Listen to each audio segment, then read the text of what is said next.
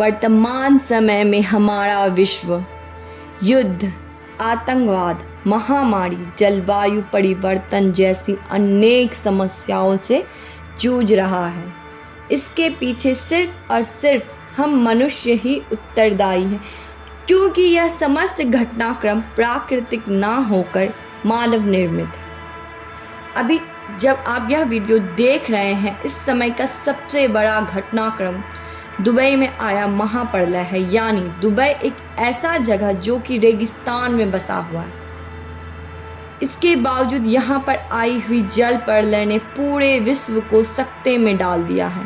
आखिर हो भी क्यों ना, जो दुबई या अरब देश सालों साल तक बारिश की एक एक बूंद के लिए तरसता है, वहाँ पर आई कुदरत के इस आफत ने एक ही दिन में सालों साल का रिकॉर्ड तोड़ दिया है। इतनी बारिश हुई है कि रेगिस्तान में चारों तरफ पानी ही पानी नजर आने लगा है। अब सवाल यह उठता है कि दुबई में आए इस बाढ़ का कारण कुदरती है या फिर हम इंसानों द्वारा कुदरत के साथ किए गए छेड़छाड़ का नतीजा है। यह सवाल इसलिए कि एक बात जो हर तरफ चर्चा का विषय बना हुआ है कि दुबई की इस बाढ़ के पीछे कहीं आर्टिफिशियल रेन का तो हाथ नहीं। मैं आपकी दोस्त आलिया आज इन्हीं सब मुद्दों पर विस्तार से बात करूंगी कि आखिर यह आर्टिफिशियल रेन होता क्या है, इसका इस्तेमाल कब और क्यों किया जाता है, इसका क्या नफ़ा और नुकसान है। इन सभी बातों को जानने के लिए वीडियो के अंत तक बने रहिएगा।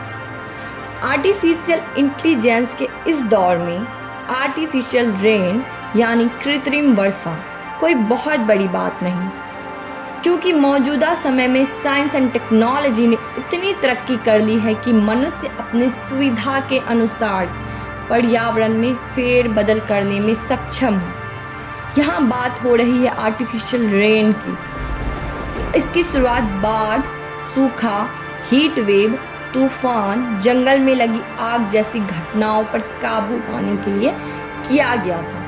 एक खास तकनीक के तहत जब बादलों में बरसात के बीज डालकर वर्षा कराई जाती है तो उसे कृत्रिम वर्षा कहते हैं। इस तकनीक का नाम है क्लाउड सीडिंग। क्लाउड सीडिंग दो शब्द क्लाउड और सीडिंग से बना है। सुनने में अजीब लग सकता है, लेकिन आसान शब्दों में कहें तो बादलों में बारिश के बीज बोने की प्रक्रिया को ही क्लाउड सीडिंग कहते हैं। ध्यान देने वाली बात यह है कि बीज के रूप में सिल्वर आयोडाइड, पोटेशियम क्लोराइड और सोडियम क्लोराइड जैसे पदार्थों का इस्तेमाल किया जाता है। इन पदार्थों को एयरक्राफ्ट आदि की मदद से बादलों में छिड़का जाता है, जिसके कारण बादलों में मौजूद पानी की बूंद जम जाती है, जिसके बाद बर्फ के टुकड़े दूसरे टुकड़ों के साथ चिपक जाते हैं और बर्फ के गुच्छे बन जाते हैं। यही बर्फ के गुच्छे जमीन पर वर्षा की तरह गिरते हैं। क्लाउड सीडिंग का एक लंबा इतिहास है। अमेरिकन साइंटिस्ट यूनिसेंट जे शेफर ने क्लाउड सीडिंग का आविष्कार किया था, जिसकी शुरुआत 1940 के दशक में ही हो गई थी। क्लाउड सीडिंग 2008 में बीजिंग ओलंपिक के दौरान खास चर्चा में आई थी, जब चाइना ने अपने आउटडोर स्टेडियम के ऊपर क्लाउड सीडिंग करके वर्षा को होने से रोका था।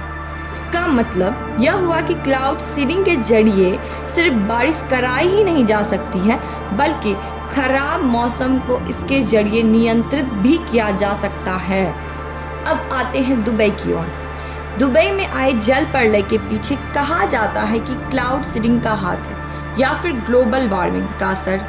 मामला चाहे जो हो, अगर यूएई के साइंटिस्टों ने क्लाउड सीडिंग के जरिए कुछ तो गड़बड़ी की होगी, जिसके कारण वे इस पर नियंत्रण नहीं रख सके।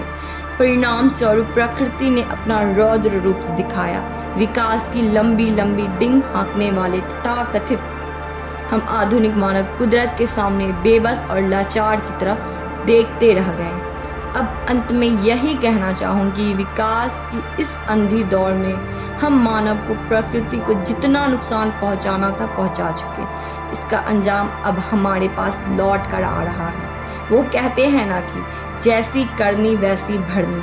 इसलिए ज़रूरत है हमें घटनाक्रम से सीख लेने की कि कुदरत ने हमें जो भी जितना भी दिया है वो हमारे लिए, हमारी ज़रूरत के लिए पर्याप्त है, लेकिन हमारी ख्वाहिशों के लिए नहीं, क्योंकि ख्वाहिश का कोई अंत नहीं है। उम्मीद है दोस्तों आज का यह वीडियो आपको पसंद आया होगा। पसंद आया तो लाइक करें, शेयर करें। इसी तरह की और भी वीडियो के लिए हमारे चैनल को सब्सक्राइब करना बिल्कुल भी ना। शुक्रिया।